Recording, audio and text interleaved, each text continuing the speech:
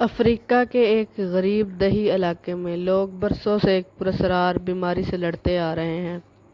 نہ کوئی بخار، نہ کوئی کھانسی، بلکہ ایک ایسا کیڑا ہے جو انسان کے جسم میں گھس جاتا ہے اور اندر ہی اندر رینگتا رہتا ہے۔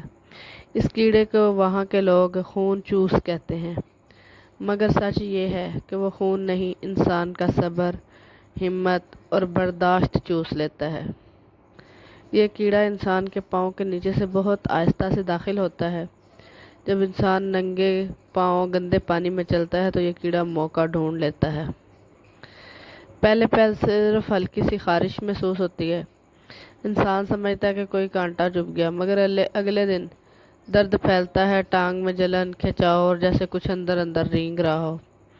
کئی لوگ جب ہسپتال پہنچتے ہیں تب کیڑا ان کی ٹانگ میں 12 سے 20 انچ اندر جا چکا ہوتا ہے۔ کچھ ڈاکٹروں نے بتایا کہ یہ کیڑا اپنے پیچھے ایک لمبی پتلی سفید لکیر جیسا نشان چھوڑتا ہے، جیسے کوئی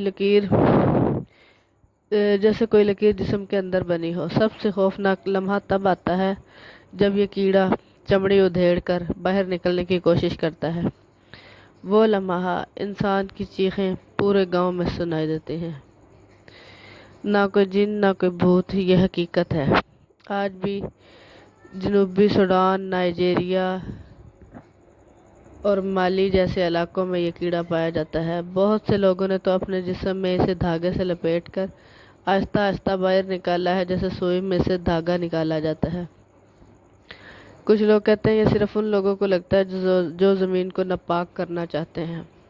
کیا یہ محض ایک بیماری ہے یا کوئی ایسی لعنت ہے جو زمین میں دفن ہے اور ننگے پاؤں چلنے والوں کو اپنی گرفت میں لے لیتی ہے؟ یہ کہانی صرف افریقہ کی نہیں ہے، یہ کہانی ہے اس خوف کی جو ایک کیڑے کے اندر چھپا ہوا ہے۔ کیا آپ نے اس طرح کی کہانی پہلے سنی؟ اگر سنی ہے تو کمنٹ میں اپنی رائے کا اظہار کریں۔